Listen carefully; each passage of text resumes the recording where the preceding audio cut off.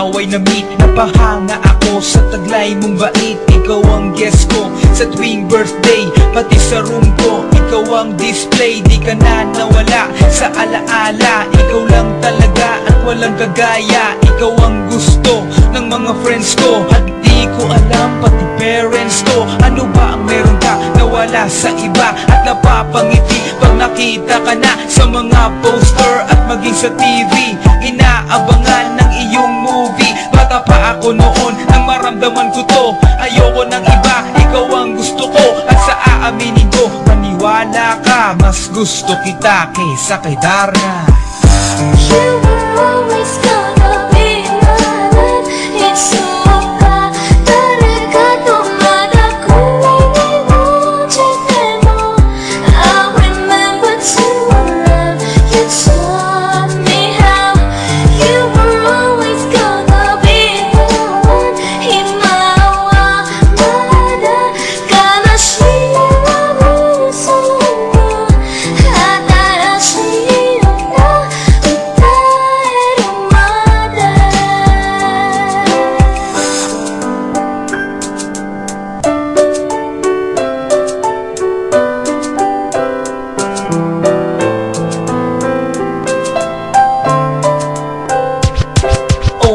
Oh why, bakit ganito? Gusto ko ikaw lang nasa tabi ko. Mga poster mo at mga magazine, sa buhay ko hindi kita kayang alisin. So pati sa cellphone at mga gamit, ikaw ang nakalagay sa aking bedsheet. Ako ay nalungkot nang ika'y nawala. Ano ba ang mali na aking nagawa? Pakiusap naman kahit na sandali, para lang mabawi ang mga bigane at muling umiti at di na umiyak. Magpakita ka lang, gusto kong matiyak na buhay ka pa rin at ika'y malakas. Gumawa ka ulit ng mga palabas, at kapag bumalik, ngingiti ng pusa, at hindi ako magmamahal ng pusa.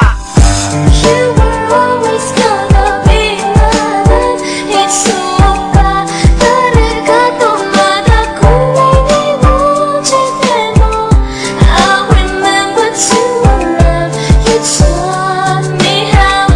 You were always gonna be the one. Himawamada ka na siya puso ko. Hadara siya na.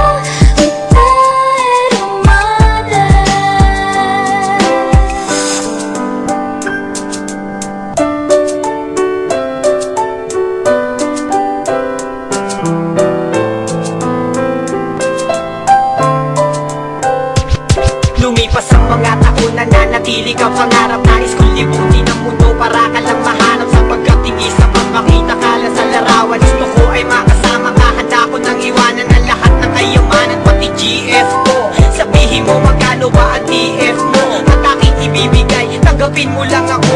Okay lang sa akin kahit alipinin mo ako. Sabi ng ama ko, nabubuwang ako. Sabi ng ina ko, di ka raw totoo. Isa kang kwentong binigyan ng buhay, pero sa mundong ito, di ka raw tunay. Isa kang nilikha para lang sa bata, kaya pala ikaw ay di tumatanda. Pero kahit ganito, sana ay tandaan, gusto ko maging katulad